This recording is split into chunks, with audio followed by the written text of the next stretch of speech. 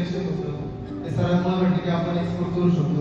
Ready to eat मिसळ आमचं जे काही प्रोडक्ट आहे ते पण काढलं आणि ते पण एक्सपोर्ट केलं. पहिला जो एक्सपोर्ट झाला तो माझा 2024ला झाला, तो ऑस्ट्रेलियामध्ये झाला, त्यानंतर लगेच UK मध्ये झालं, UK, जर्मनी, दुबई, आता म्हणजे 5 कंट्रीमध्ये सप्लाय चालू आणि कंटिन्यू ऑर्डर्स चालू आहे सगळे जिथं आहे.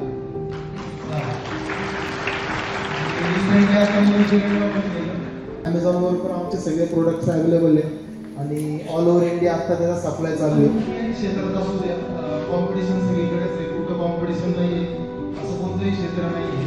ठीक आहे, तर तुम्ही जे आता तुमच्या क्षेत्रात टॉपला आहे त्याचा तुम्ही अनालिसिस करा, जो काही प्रोडक्ट येतो त्याचा तुम्ही स्टडी करा, त्या लेवलला जायचा प्रयत्न करा.